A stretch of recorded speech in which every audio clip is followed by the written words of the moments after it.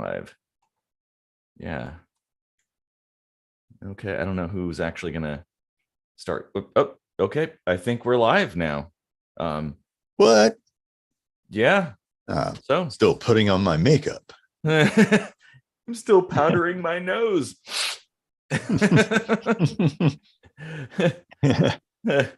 Well, it's more like I drink my makeup. Yeah, exactly. I look much better when I'm drunk. Hold on, let me pause this live view because it's like a few seconds behind, and I just saw myself like right after I did that. It's very distracting. Okay, so I think we're all live. So welcome everybody to another kitchen sink LIVEcroscopy. Wherein Casey and I just kind of at literally the last second figured out what we were going to talk about. Watch how we do this shit. Yeah. We just watch me pull a rabbit out of my hat. Presto. So yeah, that's our better than pulling a rabbit out of your ass. Oh man. Ooh. Or a hamster, but you got to ask the question, how did it get there? You got to ask an ER doctor. Oh man. Well, that we're okay. Good. Off to a good start. Demonetized from the beginning. That's right. Why don't we talk about the planet Uranus?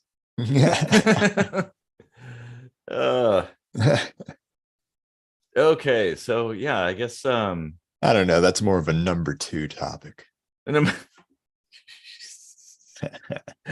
Wah, wah, wah. Oh yeah. So yeah, I guess we got a couple different ideas going on here. Yeah. I liked what you mentioned a few minutes ago before we were on the air. The idea of policing the police, and I think this is something we've been sorely lacking in our entire concept of justice. Justice. Yeah. Oh, so, yeah, absolutely. Yeah, that's an interesting thing to dive into, I think. Yeah, we have another kind of related idea as well. So we actually, hey, instead of just one topic idea, we've got two that connect. How about that? Yeah. But yeah, I like the idea of there being kind of like, well, there should always, whenever you have an authoritative system, there should always be checks and balances. And I mean, especially with anybody who's armed with essentially a license to kill, pretty much. I mean, and that's what police have.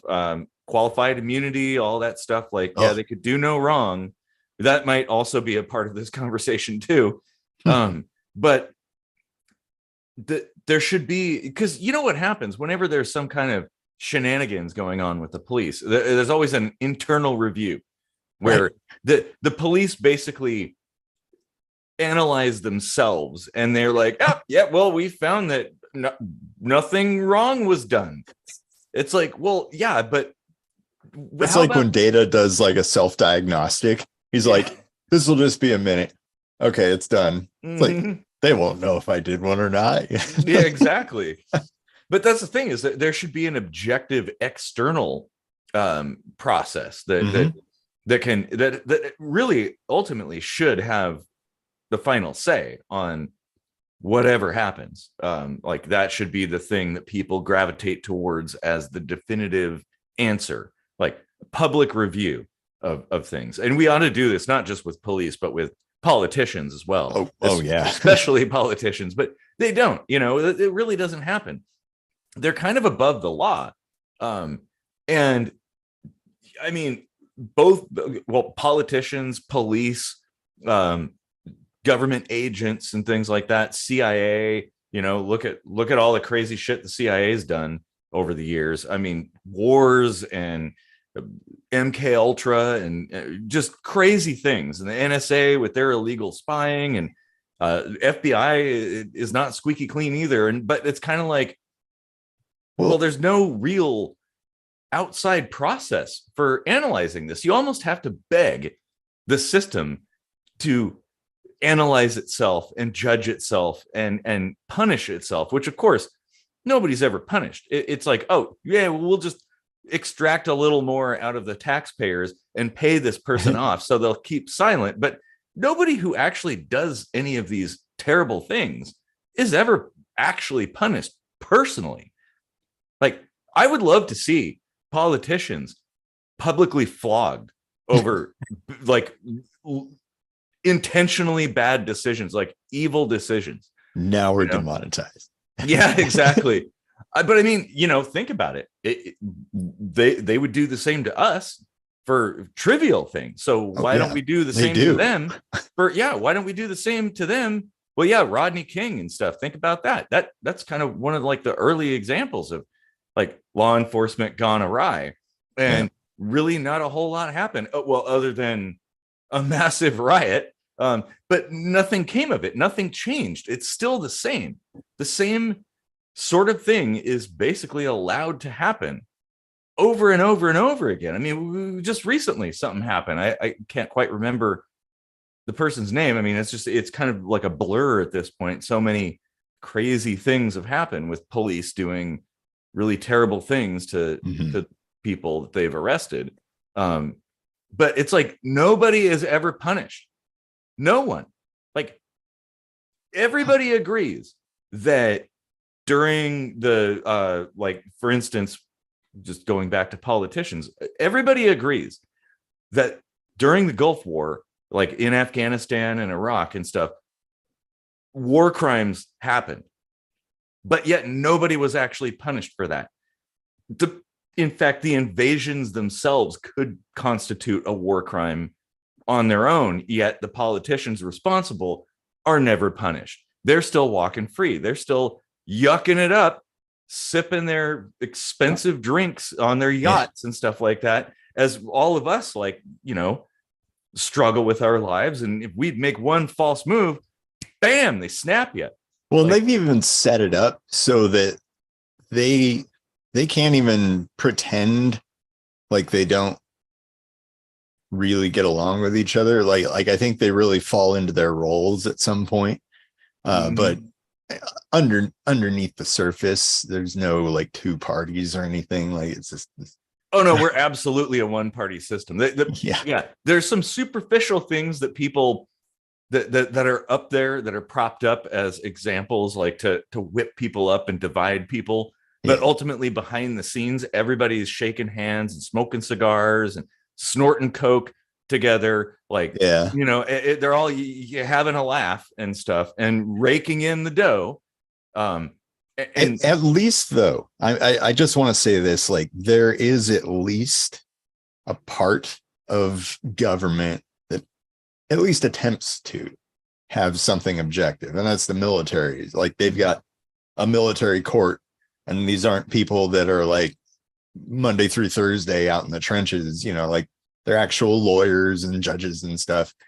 And the police, you have a room with a really long table and a few people from the postage department and a few people from accounting. And, actually, we'll all talk about what you did. And that's a really good point, that the military has its own court system, its own legal processes to deal with internal affairs.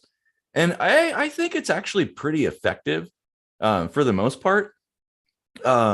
Whereas like the police and politicians, they deal with the same courts that we do, that are just generalized courts. They're not specific to the particular role.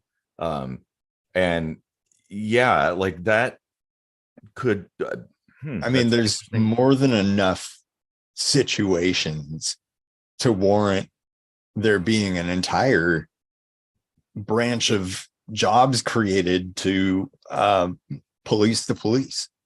Yeah, well, and that used to be the media, like the media, journalism, like that's where people got their information, and that's where those kinds of decisions were publicly made, essentially. But now the media and government are basically one and the same.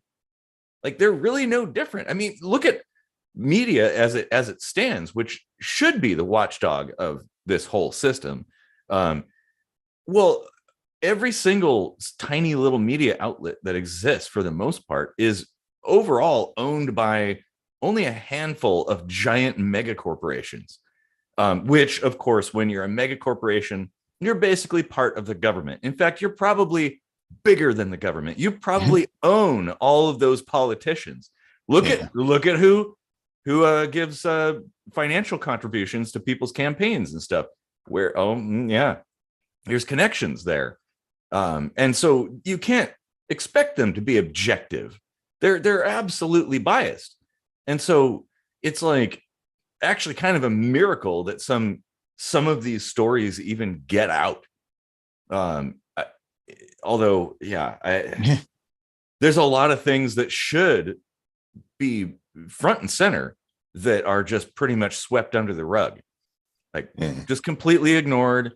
And, if they do report on something, it's with a little bit of spin so that people have kind of like a little distorted view of what the actual situation is. And they try to downplay significant things and prop up, like amp up insignificant things, especially when it comes to like getting people fighting each other. Because that's what that's what keeps the people in power, be it government, police, the CIA, the military, big corporations. Like if people spend all of their waking hours fretting over like these trivial things and fighting over those things, fighting over scraps, essentially, well, we're all really easy to control. So yeah, that's how that works. They're going to report on those things, and those things are going to be designed explicitly to get people whipped up and anger people at each other, not at the government. Oh no, can't oh, we can't criticize the system. No, we got to criticize your neighbor. That's the problem. I had this thought and then it went away and then it came back and then it started to slip away, but I was like, oh, I gotta remember this. And then in explaining all that, I've forgotten. Oh shit. No.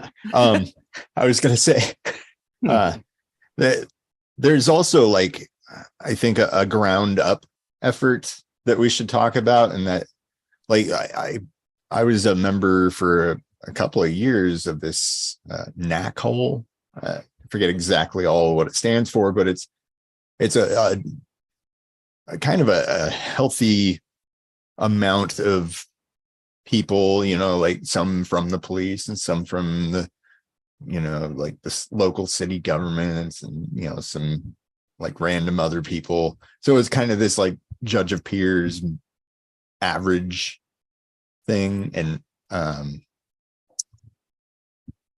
they kind of like dig deep into all of these cases.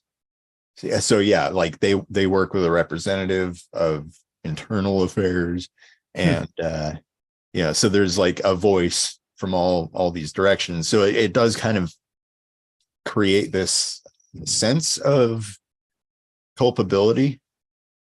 Yeah. But it's only attacking from one front, but the problem, Yeah, and that's the, I guess, the issue I would have with the general public being involved in these things is essentially they have no teeth. I mean, ultimately we do. Like, technically, you could don't say guns. Don't say guns. No, I mean, technically, you could just do whatever. Like, okay, I can, me and my posse can just take this person and punish them ourselves in our own way, be it imprisonment or, hanging or whatever, the stocks or something, throwing tomatoes at them or something. Why do you want to hang out with them if they wrong you? Yeah. Tar and feather or something. But, we could technically do that, but the system is so entrenched and so big that it wouldn't be viewed by that system as a legitimate justified action, it would be viewed as anti-government or, some kind of rogue sort of thing, because, well, the government knows all and it is benevolent and it is always right. So if you go against that, well, you must be somehow wrong. And, they can call upon their minions to exact retribution on people for doing things that's like, okay, well, this, like, there are things, so many things that are clearly wrong where nobody gets punished ever. In fact, they get rewarded. Yeah. And so it's like a system, like a general public judgment system needs to have teeth. It needs to be something that the players up in the control center essentially fear. Otherwise, what's the point? Yeah. Because most people fear those people in the control booth, that, like, oh, you get a letter from the IRS and you're like, oh, fuck. Like, people get all shaky and afraid. And it's like, it's just a bunch of people. Come on, chill out. But, and, we can make individual impact on it too, because if you just, if one of these stories resonates with you, it'll like stick in your head and you'll remember things about it. Well, if you just like paid attention to what happens with that cop's career, a little time has passed, like, take a look and see.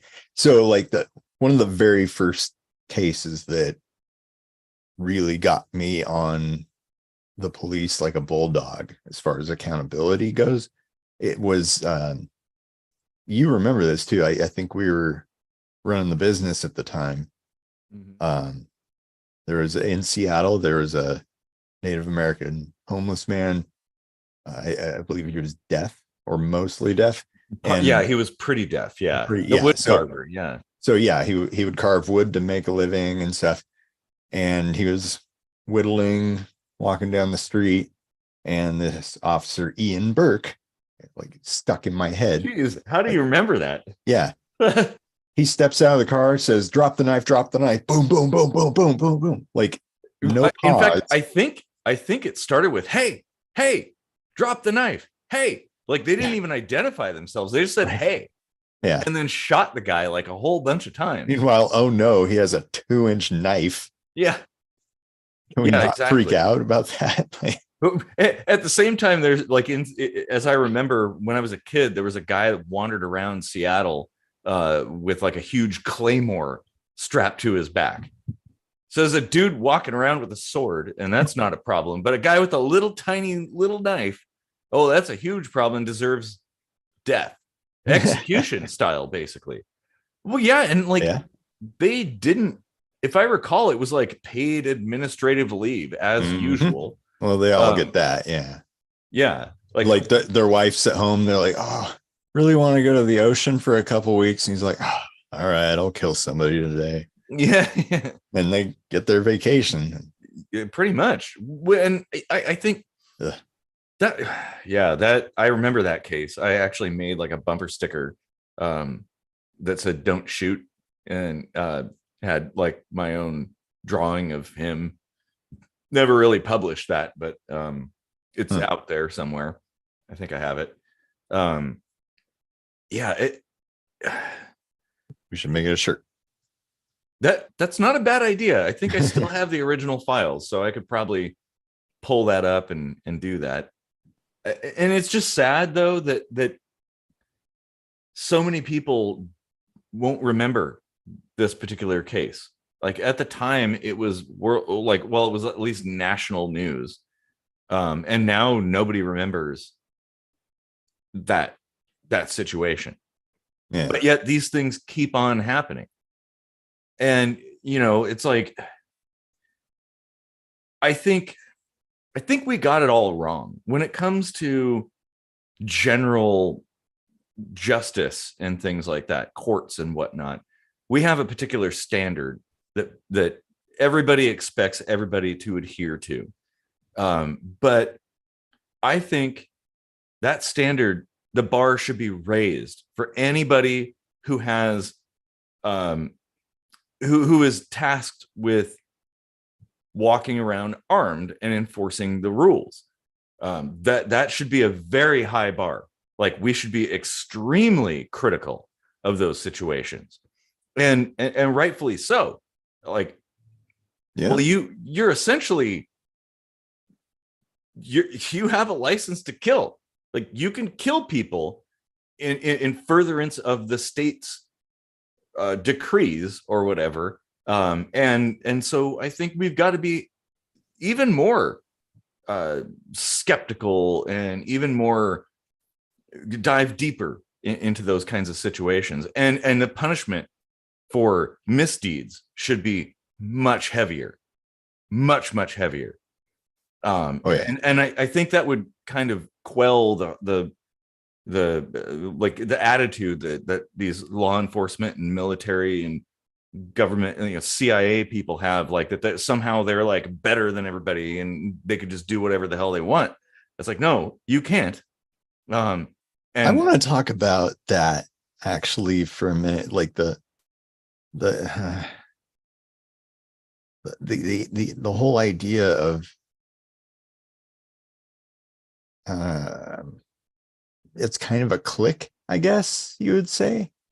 Like it's the police bros, like they've got the little bear stickers that they can put in their windows so like that they don't get pulled over and whatnot. It's like a brotherhood, essentially. Yeah. Like, you don't rat out your own fellow officers and stuff.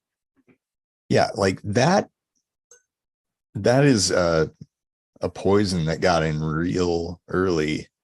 Like, what if the whole entire idea of enforcing laws just came from like creating a job that was needed? Let's call it the proto police. And then, like, they go back to their regular lives when the problem is vanquished until the next one comes up. But then it's sort of morphed into, well, now it's just a job. Like, there's enough bad things that we just need full-time bad thing stoppers. And okay, so you've got the police of, like Andy Griffith's days, I wish it was that like Andy Griffith kind of stuff like that. That's how I view, like, that's how I envision proper police. Yeah, I'd say that's the ceiling of their power, Yeah, like, and the thing is, like, I think the biggest problem is that the scope of policing has expanded so far to the point where most of the things that law enforcement is doing is bureaucratic. Like, they're not out there walking the beat, protecting the people in their neighborhood from wrongdoings. No, they respond to things and they actively seek out things that violate the rules, whatever those things might be. And the punishment, the process for response is the same, regardless of whether I don't know, you had like a lawn gnome in the wrong place, or whether you're actively stabbing somebody. So like they respond exactly the same way. I've looked this up. There's like, I'm going to be conservative and say like 80% of shit. Did I lose it? No. Ah, damn it. 80% of like encounters? No, it was like shit. Damn it. Like the things they're enforcing? Oh yes, that was it.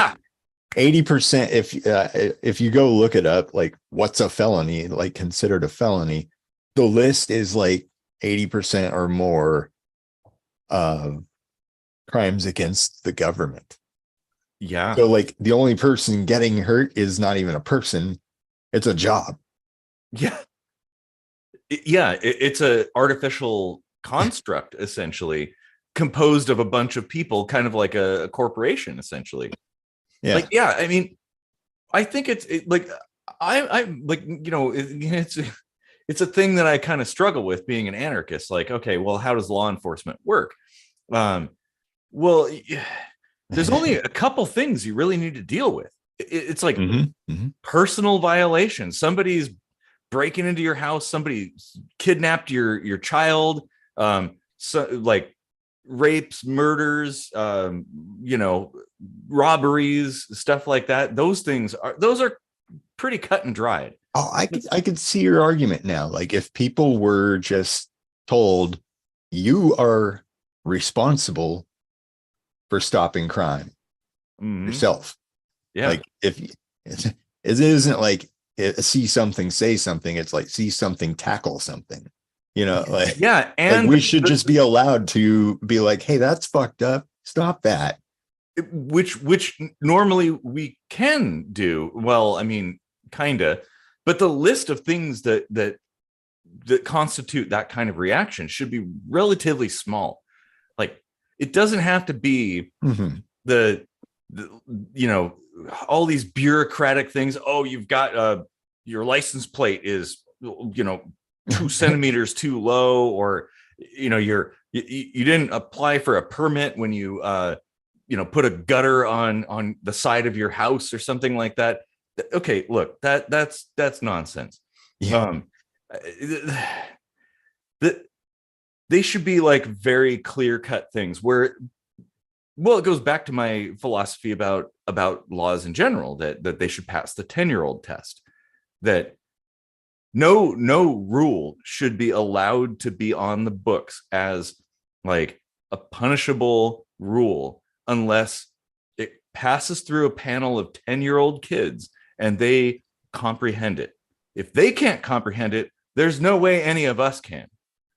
So how many 10-year-olds are on this panel?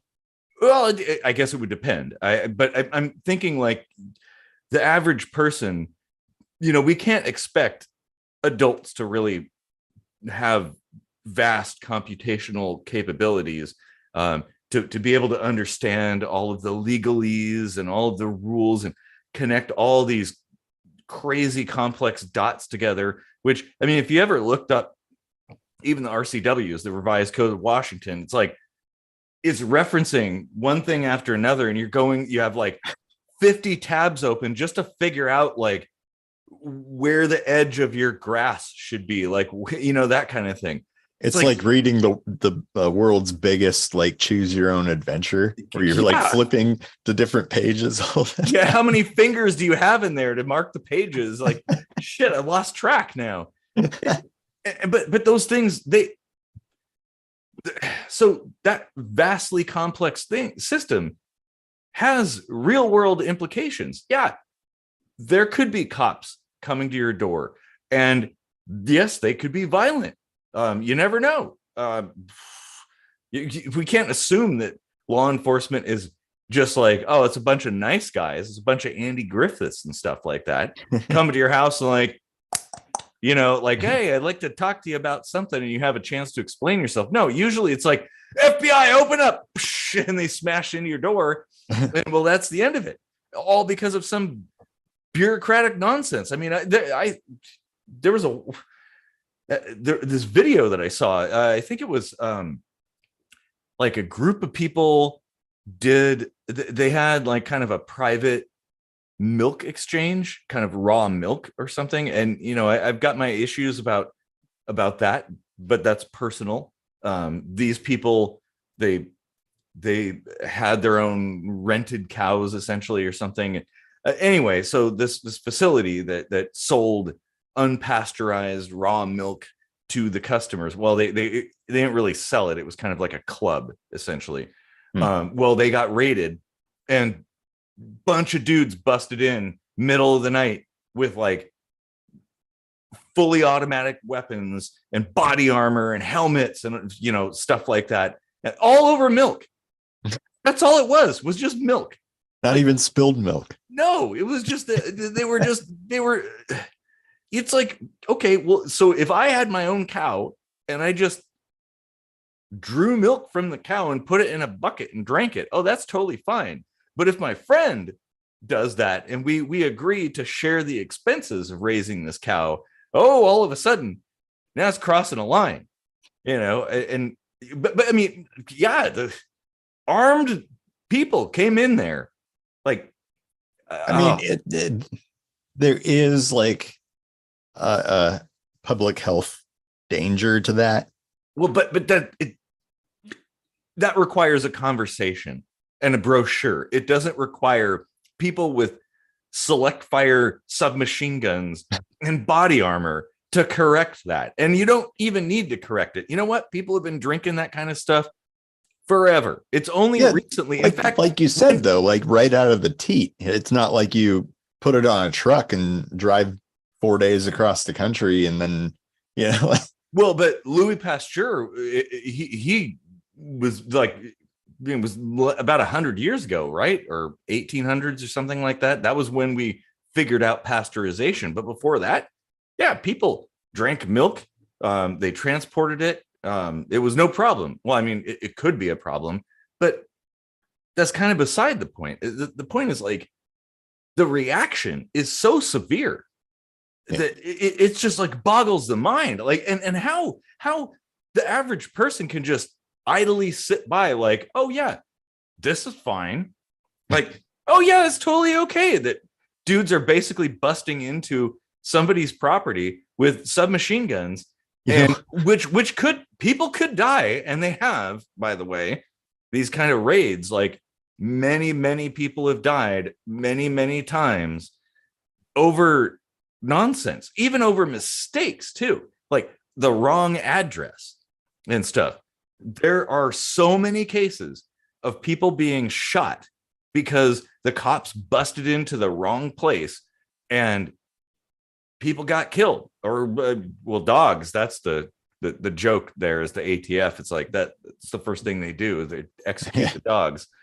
Oh god. Yeah, I just had this cool idea for like a video art project. I think it would be cool to take like clips of Andy Griffith, but like anytime he like walks into the room, you splice in like a new cop show where it's like, boom, kick the door down. There's this like shaky low camera angle and it's all action packed, and then cut right back like, to Andy Griffith. he knocks on the door and then it just cuts to like Arnold Schwarzenegger with like an M60, like blowing away people. So we have a comment. So, but if someone wants to risk their own health, let them. Yeah, I agree. Like, information is important, but it goes back to like one of the early episodes that we did about suicide and assisted suicide and stuff. That it's like, okay, you own yourself. And so if you want to do stupid things like make dumb decisions or risky decisions, like, that's on you. Yeah, it does get a little more complex when it involves other people, and that's a whole different conversation. But milk involves just you. If you consume tainted milk, then you're the only one that's really on the hook for that. But that's not entirely true. Like, some of the greatest marketing is word of mouth. And a lot of these people talk to their friends and talk them into being, homeopaths. And, it's just stuff like, I don't know. I just kind of see that little flaw. Well, sure. I agree, but it's the response to that. Like, the response should never be violence. Never. It should always be empathy and conversations and handing somebody a brochure or something, engaging somebody in conversation. You like these brochures, do you? Well, it's like a concise way of conveying information. So it could work. I say we hit it with a major, and I mean major leaflet campaign. Yeah. Oh man. Geez. The shirt. I love quiche. Give quiche a chance. Oh yeah, give quiche a chance. That's right. Yeah. I think, like, we also have to be accepting of the fact that there will be people, there's going to be the flat earthers, like the people who, in spite of all the information that you've given them, all the evidence, all the conversations, they just simply don't believe it. And here's the thing. We currently, as we stand now, don't know everything. I would agree that we could be a little more forceful if we were omniscient, but we're not. We are just as dumb as people were like 1,000 years ago. In fact, maybe we're dumber in some ways. So it's like, okay, well, this whole natural movement and stuff, there could be something to it. Who are we to necessarily judge them? I mean, we could sit there in our living rooms and judge a person, but we shouldn't sit there, in the state capitol and judge them with submachine guns. That's my point. Like yeah. Oh wait, we have yet another comment here. You probably missed the window of context on it though. Well, this is a little bit more recent, but it's still on them. We all make our own decisions on what we believe. Yeah, we do. But we're venturing into the territory of like misinformation, like the danger in that, but then also like the trouble in defining good or misinformation. Which is which, who gets to pick what that is. That is kind of its own, that itself could be an entire episode of discussion. But that was the basic argument I was making for a couple minutes ago about having, I don't know, like a little enforcement for certain things. And well, I guess if it doesn't, like I said, there's some murky areas, vaccines or something. Okay, there could be arguments made for that it affects more than just you. But when it comes to drinking milk, it doesn't affect anybody else, just you. Or if you want to like eat rat poison or something, let's say you figure out that you read some old text that said a bunch of arsenic is good for you and you just want to consume it. Well, okay, more power to you. I would certainly sit there and try to convince a person, hey, don't consume arsenic in any quantity. But I would, it's like, okay, at the end of the day, it's on them. It's their decision. It's their life. Like, I don't own them. They're not my property. So I just got to let them do their thing and figure it out. And hopefully they come out the other side wiser, I would hope. But if they do that, it really doesn't affect anybody but themselves. And so, yeah, it's kind of like, I feel like a lot of this stuff, this enforcement, is kind of people wanting to control people just for the sake of control. Like, if you disagree, if you think differently, if you want to live your life differently, I want to dictate to you how you can live your life. And of course, when you've built this huge, vast system of state control, and if you have connections and have the ability to manipulate that state control system, well, then you can rain that down on the people you disagree with, who do things differently. Could be anybody. It could be people who have a different sex life than you, different levels of attractions with different genders or something or whatever, and people with different skin colors and stuff, people of different ancestral backgrounds. Well, you take your pick. You could wield that tool against anybody that you don't like. And that's why I kind of feel like that system is super dangerous. And it's like, okay, you know what? I'd rather that a few people slip through the cracks and maybe have tragic life experiences than to have a system that could potentially be taken hold of by a very terrible person and be used to do very terrible things against innocent people. And we currently have a system just like that, by the way. So in going back to policing the police, you know, from a smaller level, I guess, because I think that's where it's gonna have to start. Yeah. How brutal in their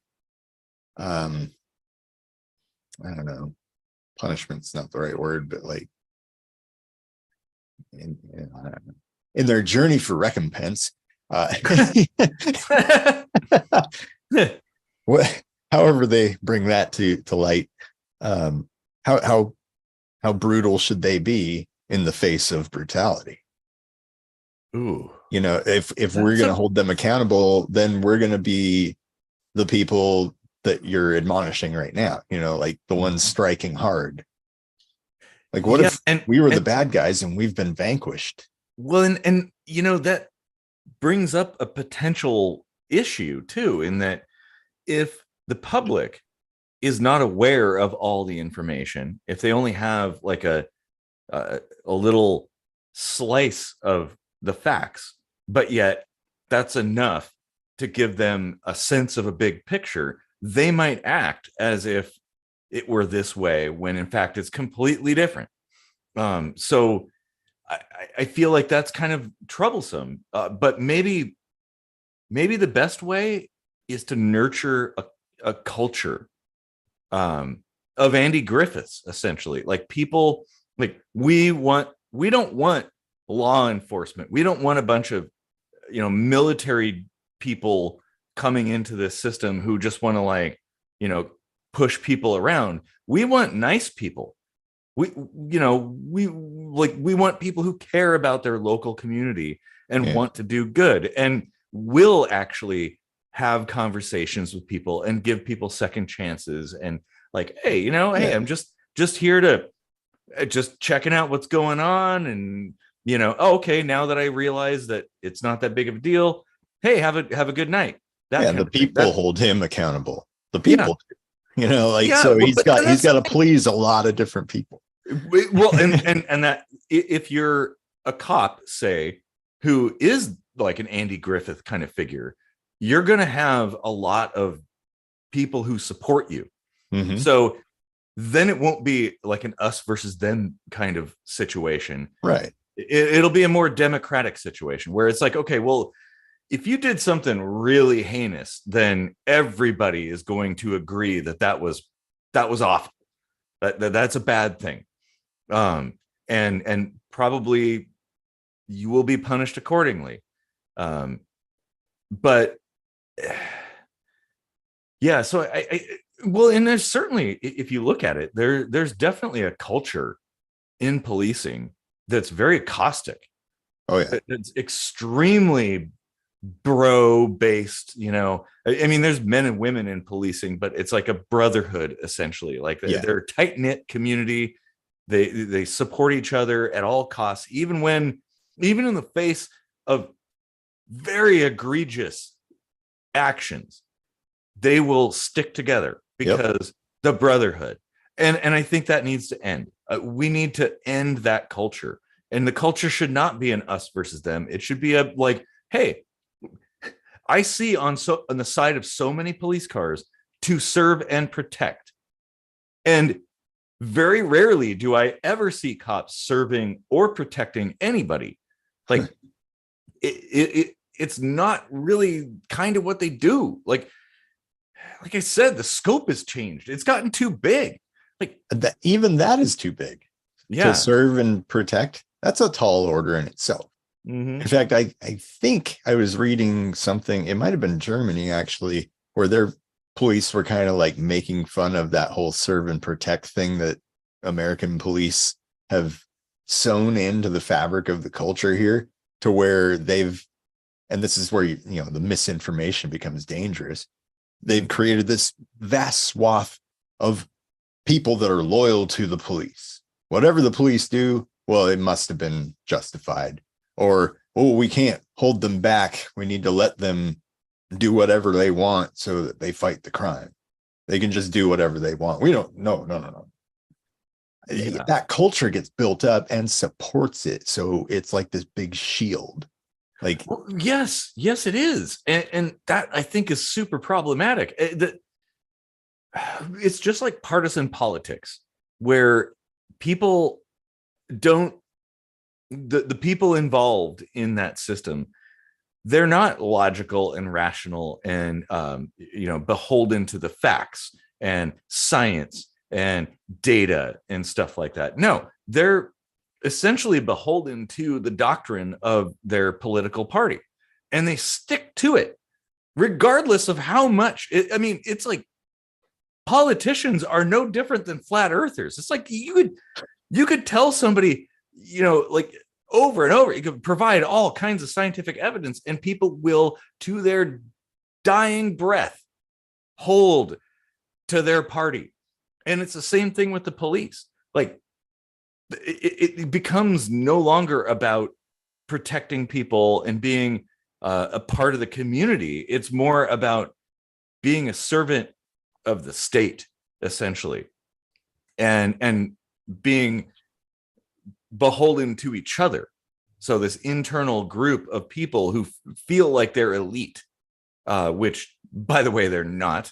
They're just little people like us. But they have this kind of sense of like, oh, I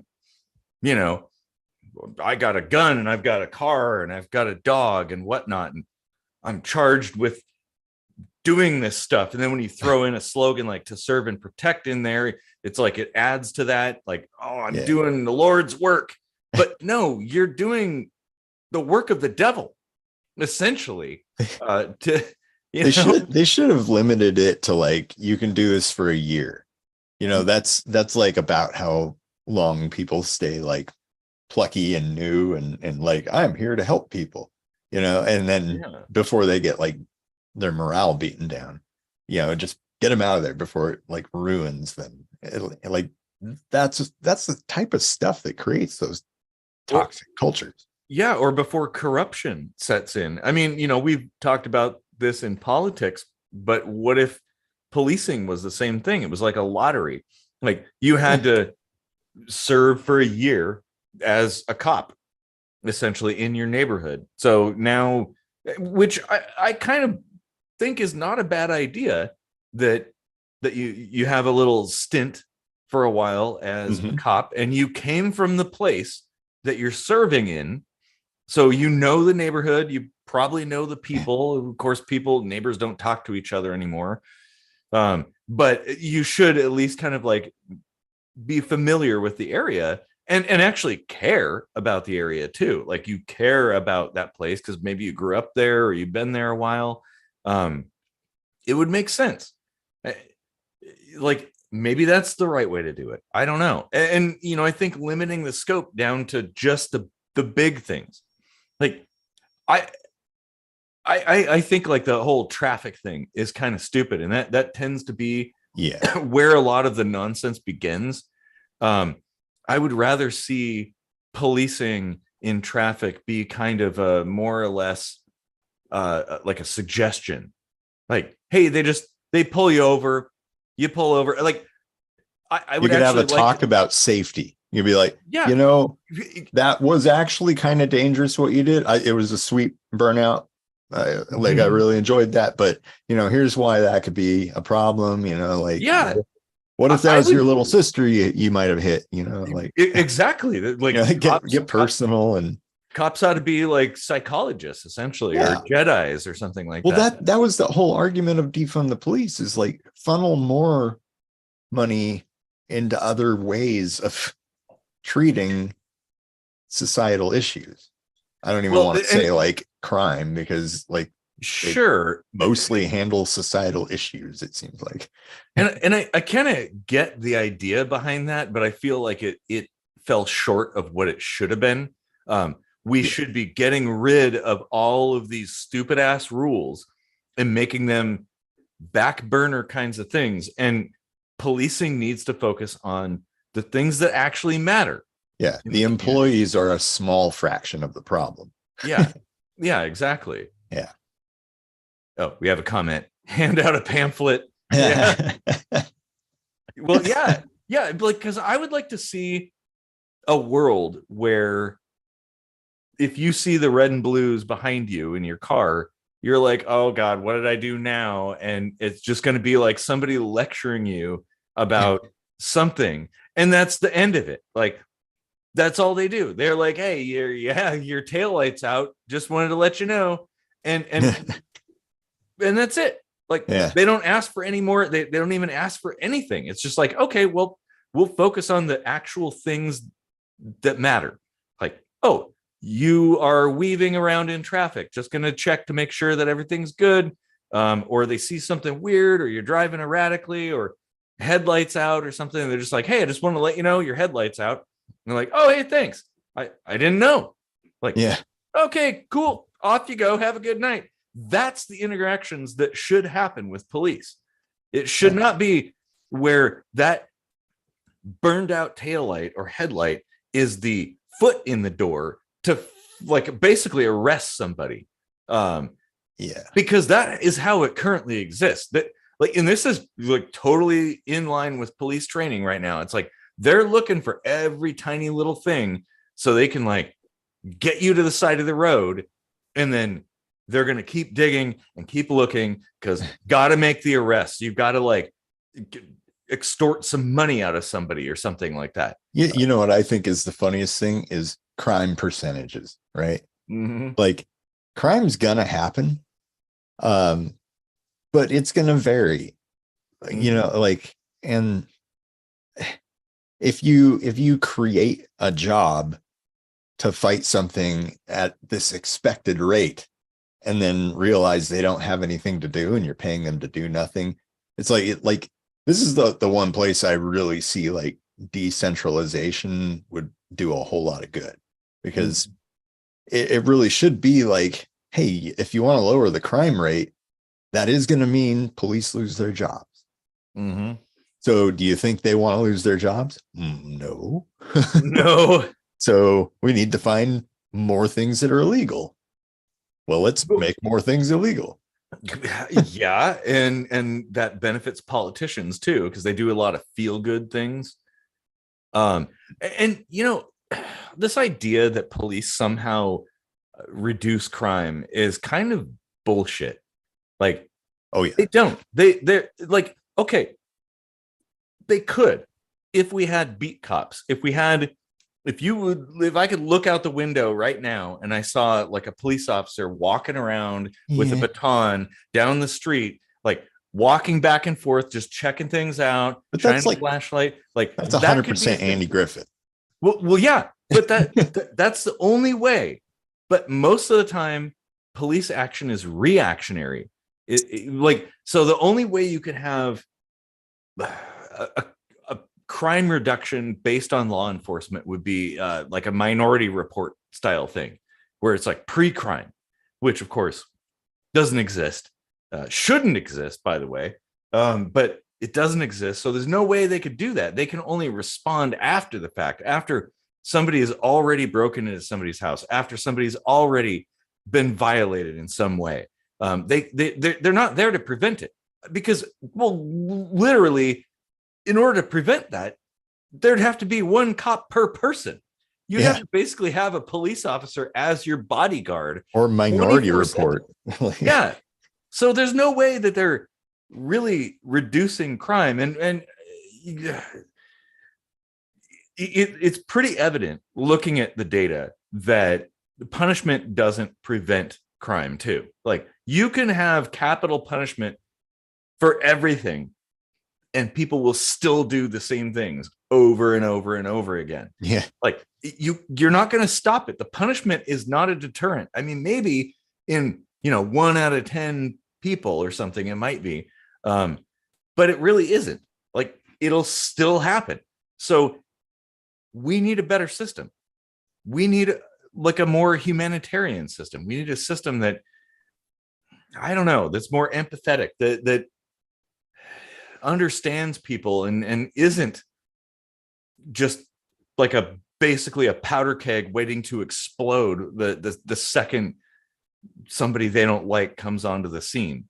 Because that's kind of what we have now. And we also need a system that doesn't allow for that is completely the wrong thing to do. And you are severely punished if you violate that kind of special condition. Like, because it is kind of a special place. Like I can't walk around with a gun and just point it at people and tell them to comply with whatever the hell I want. But apparently cops can, like. Huh. I had a good thought for a second there. Ah, shit. Sorry. It's happening a lot today. Ah, damn. Shit. Let's see. It was so poignant. The way to find a lost memory is to kind of go backwards. So, like, was there like a connection to something? I've forgotten that too. Shit. Okay, well, that doesn't help, does it? Yeah. I was so busy trying to remember that I wasn't paying attention, so I didn't create the memory of what you were saying. Damn it. Well, you got to get yourself like a boogie board or two or something like that. These things are awesome. Let's write some notes. Let's go. Yeah. I think we're doing everything wrong. And what troubles me about it is how nobody seems to think that we should be doing anything different. Oh, people. That's it. Oh, good. People's attitudes toward, like, it's almost like this competitive thing, like go team cop, here in Washington, I guess, or is it Tacoma, or I don't know. They like outlawed it so you can't do like high-speed chases anymore. Mm-hmm. And I'm so dismayed at how many people I'm like just out and about and I overhear them being like, oh, well, crime's so bad because they can't chase the bad guys anymore. And it's like, you're just, this is like the Coliseum, and you're like jeering because you can't see somebody like become miserable over some petty bullshit. And like, think about that. A lot of that stuff too, like, is just observation. It's people, it's subjective. It's people having witnessed one or two things here and there, and then they connect the dots and cause and effect. Like, they create a causal link between things that doesn't actually exist. They've got us cheering for people to be put on death row and get killed. Yeah. They've got us like hoping that somebody who they just said in the news and hasn't even gone to trial yet, you're hoping that somebody gets the death penalty, like, you just want to see this like ancient Roman guttural freaking crime. Well, yeah, it's like the French Revolution. You want to see the guillotine behead somebody, essentially, when we should, if we are evolved as we claim we are, as enlightened as we proclaim that we are, well, we should be not killing people, because that is the brutal way that we used to do things back in the Stone Age. We should be helping people. Like, you should take somebody who is like completely ruined in their life, and they should come out, they should go into the system and then come out the other end enlightened and better and a benefit to society. If we can't do that, then I don't think we can justify any of this. Like, yeah, I don't want to hear anybody talking about crime statistics or whatever, and what you should do with police or whatnot, unless we can like take a person who's broken and unbreak them, and make them come out a good person. Those statistics are so inflammatory, like I was saying earlier. You know, like, yes, they are. They're only as real as the supposed crimes are, right? Yes. And if you look into like, I mean, how is it that people can dehumanize other people? Like, oh, they deserve to be killed. They deserve to suffer. You know, they deserve to be mentally tortured. What kind of brainwashing have you been through? Yeah, exactly. Well, I guess my book recommendation for today is How to Lie with Statistics by Daryl Huff. Yeah. I used to have that book. I don't know where it went. Very good book. But yeah, I feel like we're going about things totally wrong and everybody's cheering it on. Yeah. Oh yeah, you know, send out the lions to eat Christians and stuff like that. Yeah. Like, what the hell? What are we doing? What we're like, oh, that's so barbaric. And then we're like putting a blue flag with black stripes on our oversized trucks. Yeah. Well, yeah, exactly. And people are blindly supporting that. Yeah. Why? Oh, we just need to be more critical of the system. And I don't know the right way to do things. But there is a better way to do things, and we should be looking to find that. We should be discussing things and not knee-jerk reactioning like, oh, well, if we just pass this law, that'll fix it, which of course it won't, because we've been passing laws over and over and over again for 1,000 years, and nothing has really changed. There's definitely a better way, and it doesn't involve the government.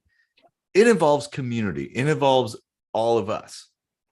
We're the answer, in my opinion. I think we're the answer, and that's the only way we're going to solve these things. Yeah. I have a thought experiment. You know, like, I wonder if people would cheer this on so much if they took a moment to examine the idea of crime statistics and how they're inflammatory. Like, most people don't understand statistics. So when they see something like crime rate is 50%, they're assuming that half the people they meet want to do bad things. And really, like, the majority of random folk would be on your side, probably. Yeah. But they don't want you thinking that or knowing that, right? Yep. Well, I think about like my mom, in her last few years on this planet. She spent a lot of time watching the news, and she had a very unrealistic view of the world, because, you know, they kind of like, the news condenses all of the most sensational things down into little packets and stuff. So she had this idea that there was all kinds of shit happening all over the place all the time, which, I mean, yeah, there's things happening all over the place all the time, but you as the average person that you are unlikely to really encounter any of that. Most of the time you just go to work, you come home, you eat your dinner, you go to a restaurant, whatever, you know, like, you do it, everything's fine. This actually, so this ties into why people are afraid of flying. Statistically, like, the data shows that flying is quite safe. You're very unlikely to die if you fly. But when you see a plane crash, it's so spectacular, so crazy, that it makes you think that's what's going to happen when you get onto a plane. Yeah. And my mom was thinking like, oh my God, there's so many criminals running all over the place, and there's just kidnappers all over. And it's like, well, okay, look, the thing is, we live in a very condensed world. Data travels very fast. So you can see news from across the planet instantaneously. And so, whereas when maybe in like the 1800s or something, short of seeing something that was written out from a telegram or something like that, you only knew about what was happening locally. So it's very easy when information exchange improves, and you can hear news from all around the planet in the blink of an eye. It's easy to take that information overload and assume that like things are getting crazier when it's a great song by In Living Color, by the way. Information overload. Yeah. Oh yeah, love them. Oh yeah. But it's easy to build this kind of perception that things are getting worse when they're really not getting worse. They're kind of getting better. But it's really hard to see that when we're assailed with all this constant information that like how bad things are, and they only throw the bad things. Of course, it's like you never hear a like restoring faith in humanity kind of stuff in the news. It's always all the worst things, all of the awful things. Or if they show it, it's the last 30 seconds of the news. And then you're like, well, that's the little sliver of good that's left in the world. Yeah, exactly. What? Hey, thank you for watching the last half hour of Murder Media. Hey, before we go, why don't you watch this clown handing a flower to a little girl? That's kind of how it goes. It is. It's like, I feel like we've just left the movie theater after seeing a horror movie, and we go home and we watch an episode of the Three Stooges before we go to bed. Yep. Oh my God. Jesus. We actually only got into one of the two things we were going to talk about, but we're like an hour in now, so I think that's enough. And this was really good, like really, really good. There was a lot of deep stuff there. Oh yeah, the deepest of the sinks to dive into. Well, I'll just have to put my plunger down into your drain hole. I love these episodes though, where like I can fuel the birth of new ideas. Like, I have, if people just don't just like pick random topics to discuss in detail from time to time, I feel like we're missing so much opportunity for growth. Oh yeah. Yeah, absolutely. Like we covered so much too. And I'm like, I'd love to hear people's comments down there in the comment section, be it live or after the fact. It's the breaks. It's taking a pause from what you're doing throughout the day and just socializing. Yeah. Like they've started to erase that, but back in Europe, they still have, in many of the cultures, a built-in tea time. Like everybody stop work and just hang out, have some tea, talk. Well, I think it's important too. Like it's important to have conversations with people you disagree with, but stick to the facts about things. Like don't worry about the person. This is the thing. Everything like dissolves into ad hominem eventually, where if there's a disagreement, people like they focus on the other person And then the whole conversation revolves around just the people, and you just lose sight of what you're talking about. And that's the wrong way to do it. That does us a disservice. Like, human beings are very good at solving problems, and the only way we can truly solve a problem is to have honest conversations about things, and like stick to what we're talking about, kind of like we did here. I think this was pretty good. Yeah. Maybe it's a beer talking, but I think it was a good, very good conversation. Like, I thought, this is the thing, like, things went through my mind that have never gone through my mind. Yeah. Like, I hadn't thought of quite a lot of these things actually until tonight.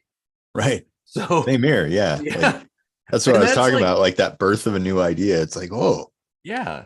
Why didn't anybody like that I've heard of think of this yet? Mm-hmm. You know, like, and that feels like it's got to be worth trying. Yeah. You know? Shouldn't this be how politics works? We say every life matters, but what about every idea? Ah, that's a really good point. Well, and conversing about ideas could save lives too. Mm-hmm. That's an important I thing. think that's called therapy. Yeah, exactly. Or education.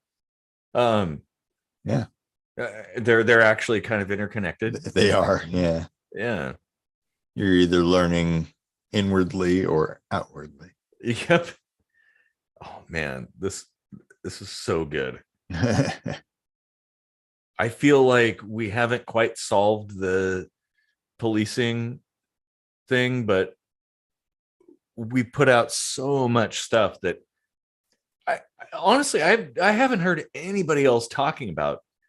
So I'd like to hear more people talking about this stuff. Like, spread the word.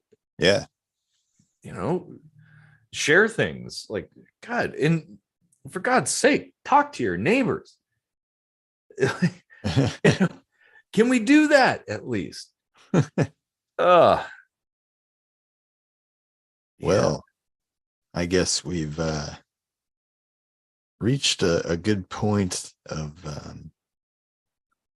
resting the beers. Yeah, I think we've gone far enough for now. Yes. If we have more comments, we could respond to those, but I guess we don't. So we'll leave it at that. We have an album coming out next Friday because we are live now. I should remember to say that. Oh, yeah. Instead of all these episodes coming out and being like, I think we have an album coming out soon, and it came out 3 weeks ago.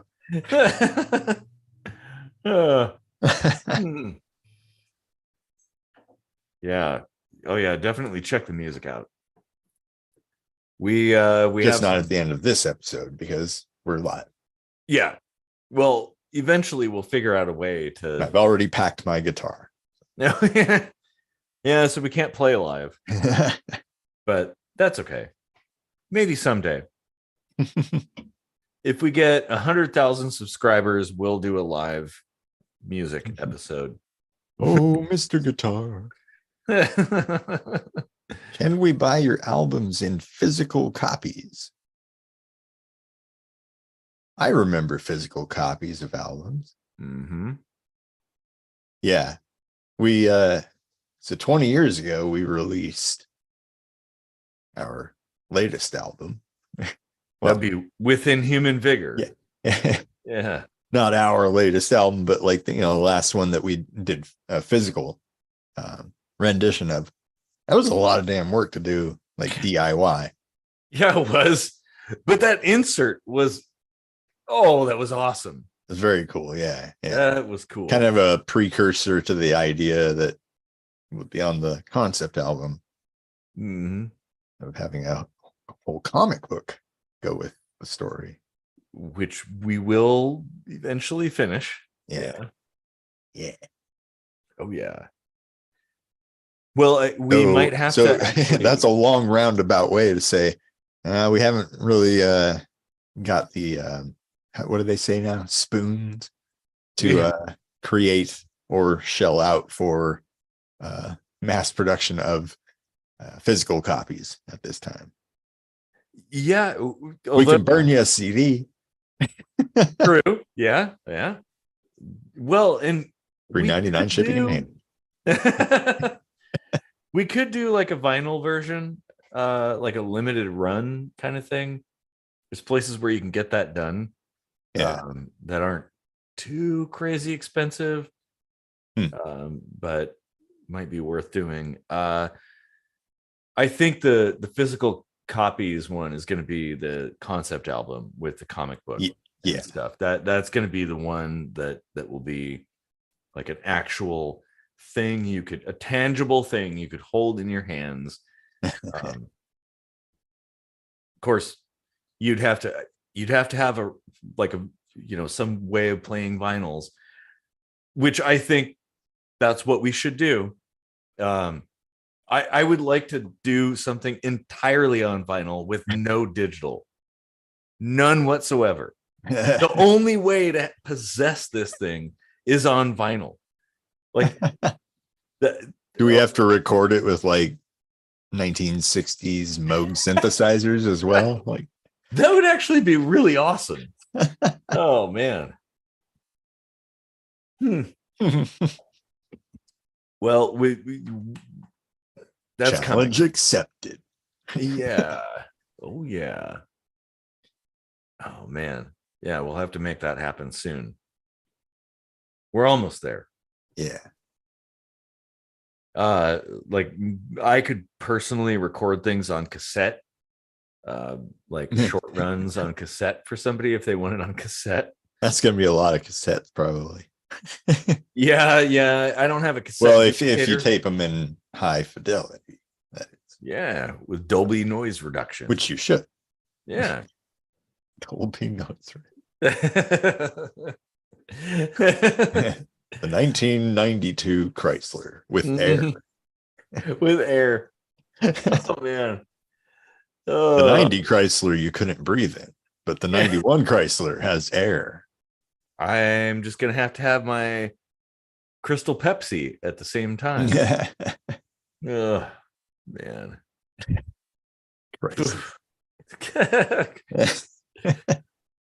Well, I think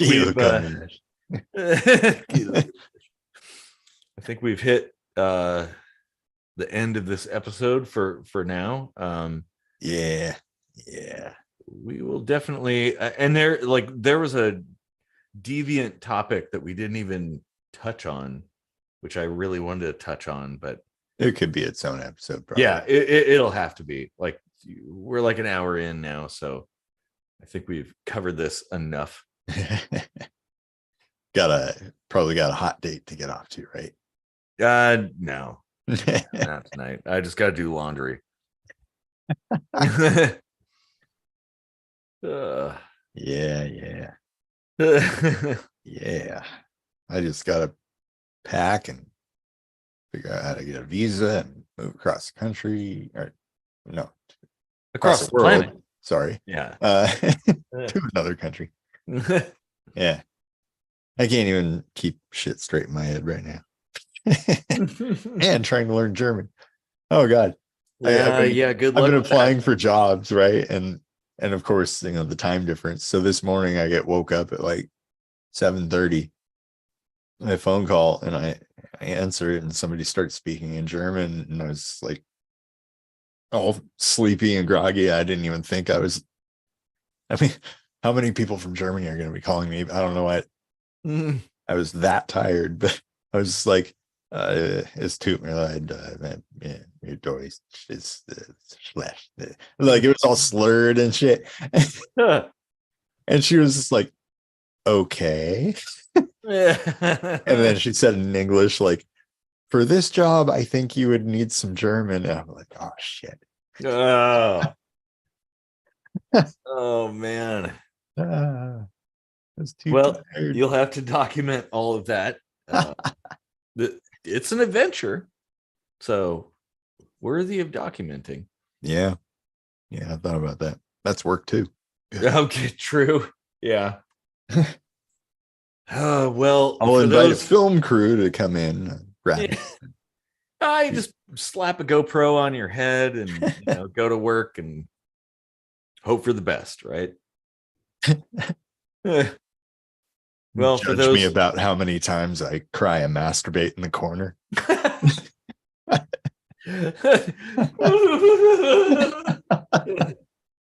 in clown makeup. yeah. Well, demonetized That's a on the inside joke. yeah, crying masturbating clown. Oh man. Well, for those who have stuck it out this far, Yeah, I don't put the clown makeup on. at least not outside the bedroom, right? Yeah. It's not on my head. Shit. I'm just gonna leave it at that. I think that's good enough. Well, thank you everybody who's still here, and thanks for the comments. Hopefully we responded adequately. So yeah. Well, Hope we everybody. perform to your expectations. Well, We hope you had a pleasurable time with us. there. Okay.